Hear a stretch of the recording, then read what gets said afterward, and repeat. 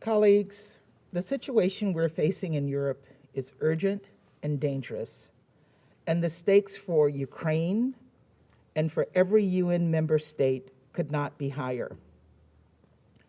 Russia's actions strike at the very heart of the UN Charter. This is as clear and consequential a threat to peace and security as anyone can imagine. In the wake of World War II, the Council was formed to address precisely the kind of threat that Ukraine now faces. As Article 39 says, the Security Council shall determine the existence of any threat to the peace. Thus, our charge is not only to address conflicts after they occur, but also to prevent them from happening in the first place. This is why today's meeting is so crucial. Russia's aggression today not only threatens Ukraine, it also threatens Europe.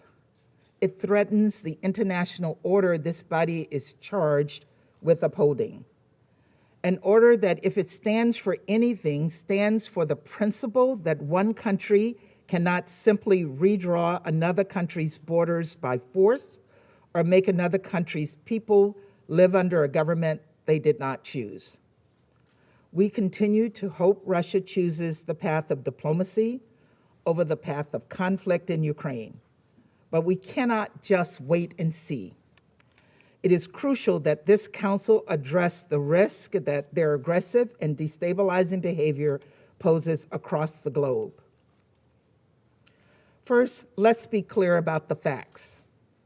Russia has assembled a massive military force of more than 100,000 troops along Ukraine's border. These are combat forces and special forces prepared to conduct offensive actions into Ukraine. This is the largest, hear me clearly, mobilization of troops in Europe in decades. And as we speak, Russia is sending even more forces and arms to join them. Russia has already used more than 2,000 rail cars to move troops and weaponry from across Russia to the Ukrainian border. Russia has also moved nearly 5,000 troops into Belarus with short-range ballistic missiles, special forces, and anti-aircraft batteries. We've seen evidence that Russia intends to expand that presence to more than 30,000 troops near the Belarus-Ukraine border, less than 2 hours north of Kyiv, by early February. In addition to military activity, we've also seen a dramatic spike in cyber attacks on Ukraine in recent weeks. Russian military and intelligence services are spreading disinformation through state-owned media and proxy sites, and they are attempting, without any factual basis, to paint Ukraine and Western countries as the aggressors to fabricate a pretext for attack. Russia's military buildup on the border has been paired with extensive new demands and aggressive rhetoric. This is an escalation and a pattern of aggression that we've seen from Russia again and again. In 2014, Russia illegally invaded and seized Crimea. In 2008, Russia invaded Georgia. Russian troops are currently refusing to depart Moldova despite the wishes of the Moldovan people and their democratically elected government. And in the Donbas region of Ukraine, Russian-backed separatists continue to foment and ignore violence toward the Ukrainian people. Recently, Russia has threatened to take military action should its demands not be met. If Russia further invades Ukraine, none of us will be able to say we didn't see it coming, and the consequences will be horrific, which is why this meeting is so important today. Already, Russia's war in eastern Ukraine has killed more than 14,000 Ukrainians, nearly 3 million Ukrainians, half of whom are elderly people and children, need food, shelter, and life-saving assistance. Devastating as this situation is, it would pale in comparison to the humanitarian impact of the full-scale land invasion Russia is currently planning in Ukraine. Over the years, Russian leaders have claimed that Ukraine is not a real country and questioned its right to self-determination. So let's be clear. Ukraine is a UN member state that recently celebrated 3 decades of independence. It has a proud people and a rich culture. Ukraine is a sovereign country and a sovereign people entitled to determine their own future without the threat of force. This is not just the conviction that Ukrainians hold. It is a right enshrined by the UN Charter, a right that Russia and every other member of this institution has freely committed to upholding.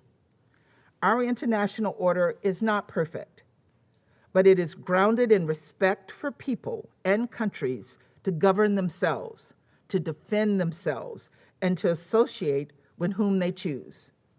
All countries have a stake in defending and preserving these principles, and nothing could be more fundamental. What would it mean for the world if former empires had license to start reclaiming territory by force? This would set us down a dangerous path. Russia could, of course, choose a different path, the path of diplomacy.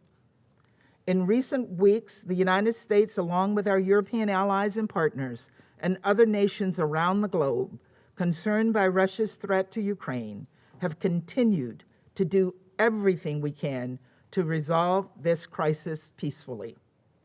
In all of these talks, our messages have been clear and consistent. We seek the path of peace. We seek the path of dialogue.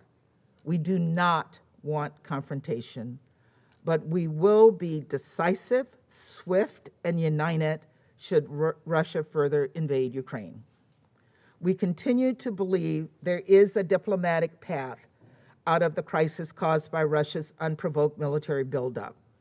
We're working to pursue diplomacy in every possible venue, but we also know that diplomacy will not succeed in an atmosphere of threat and military escalation. That is why we have brought this situation before the Security Council today. The United States has been clear. If this is truly about Russia's security concerns in Europe, we're offering them an opportunity to address these concerns at the negotiating table. The test of Russia's good faith in the coming days and weeks is whether they will come to that table and stay at that table until we reach an understanding. If they refuse to do so, the world will know why and who is responsible.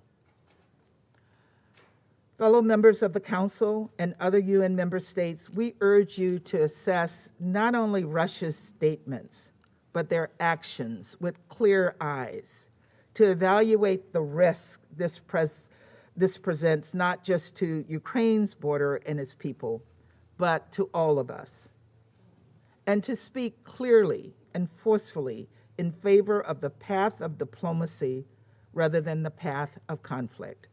Thank you, Madam President. I thank the representative of